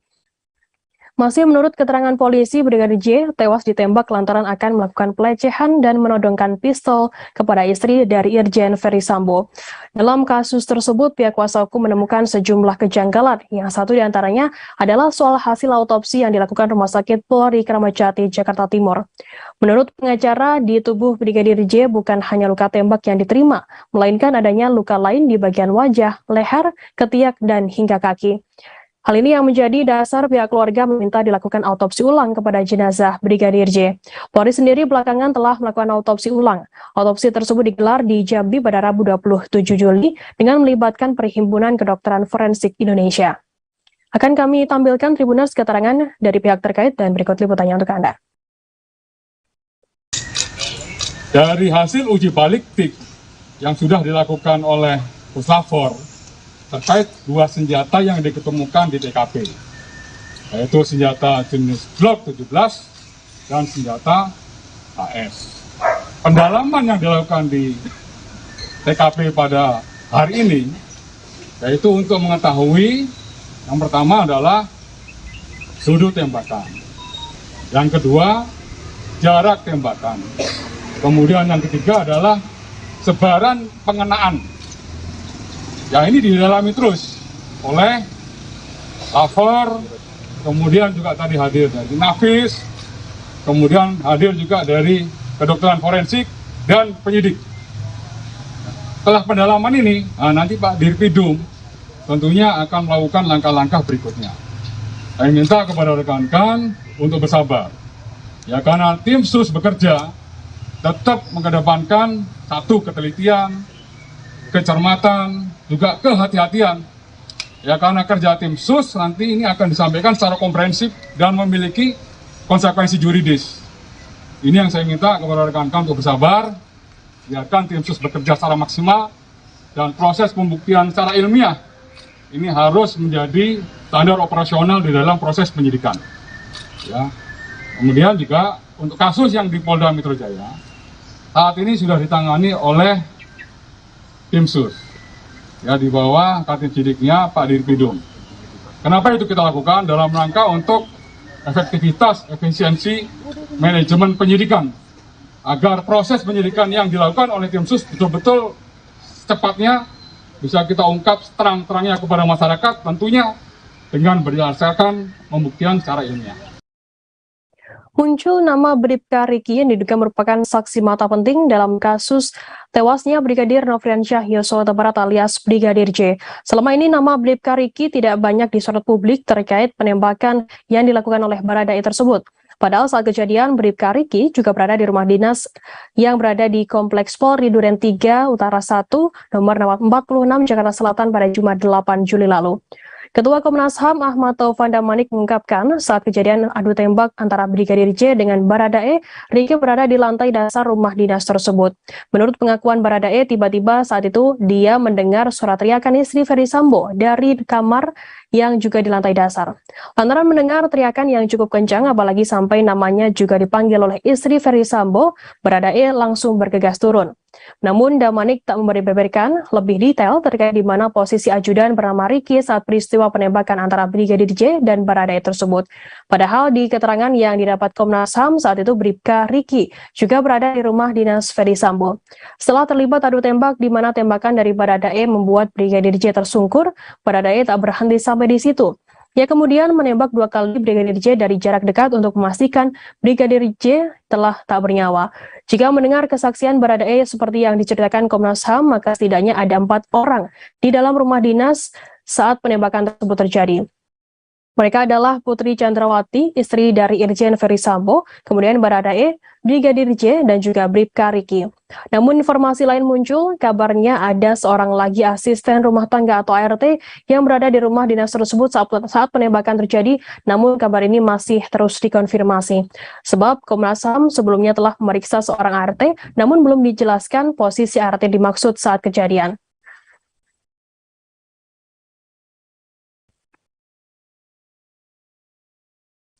Komisioner Komnas HAM Muhammad Hairul Anam mengungkapkan hasil pemeriksaan terhadap ajudan dan asisten rumah tangga Kadif Propam nonaktif Irjen Ferry Sambo Senin 1 Agustus.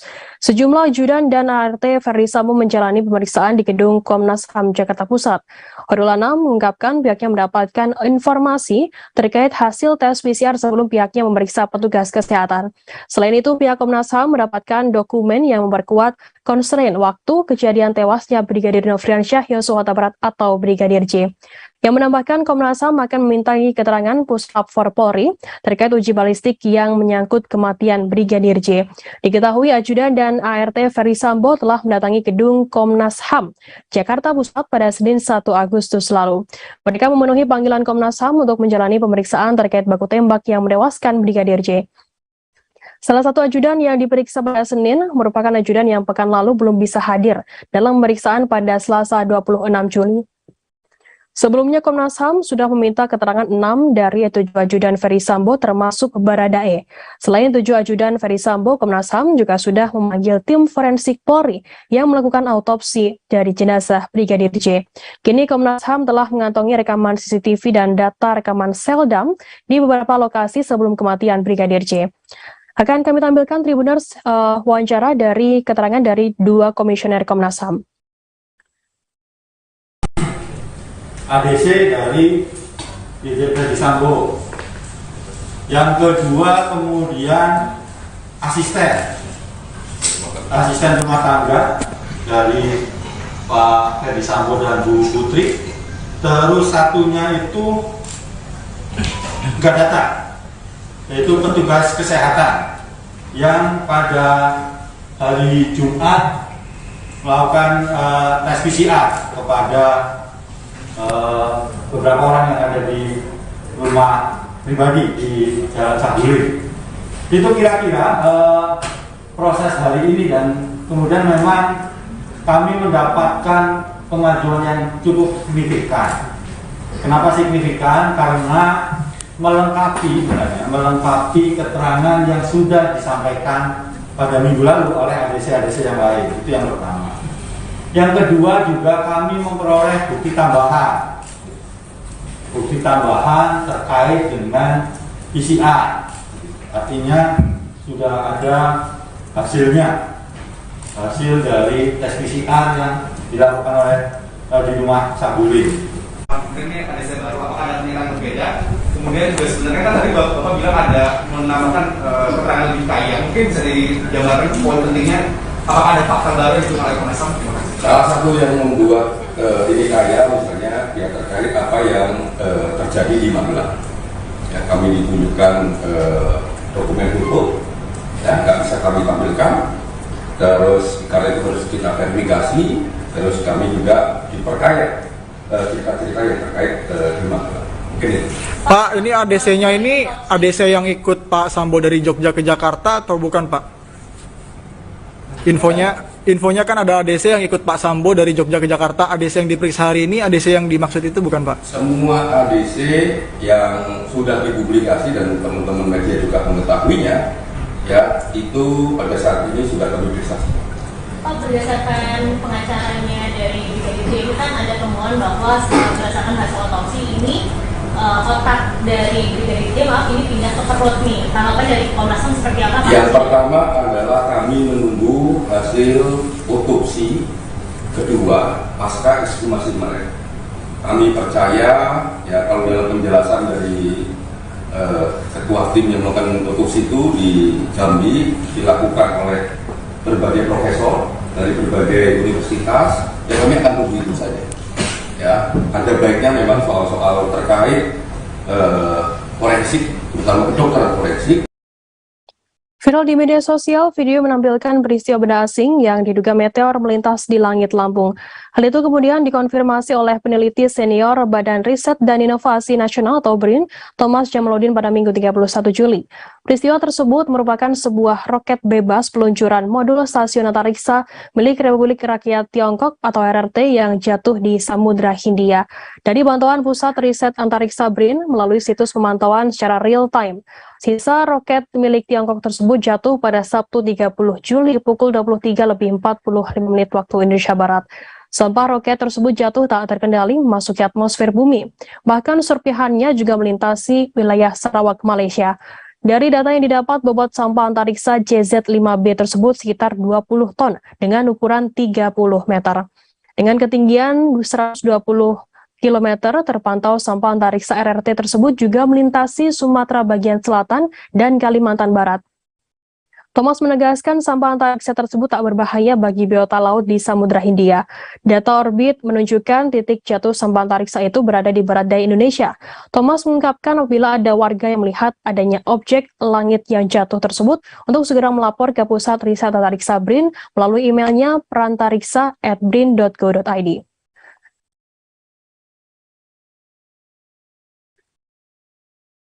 Tribuners, informasi tadi sekaligus menutup perjumpaan kita dalam live update sore hari ini.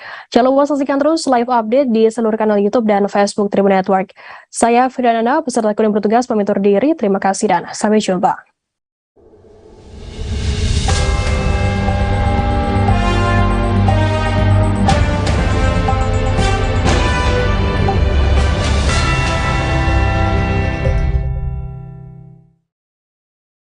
Jangan lupa like, subscribe, dan share ya!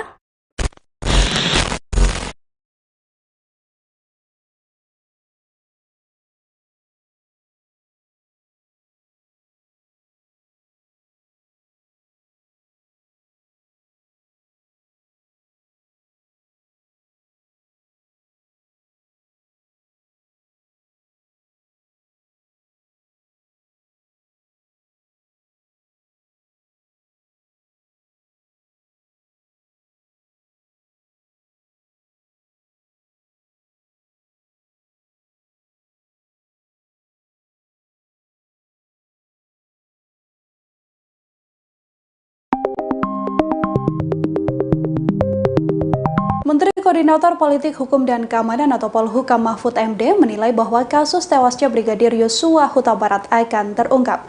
Ia juga menyebut bahwa segala sesuatu yang disembunyikan dalam perkara tewasnya Ajudan Verdi Sambo ini akan lekas terbongkar.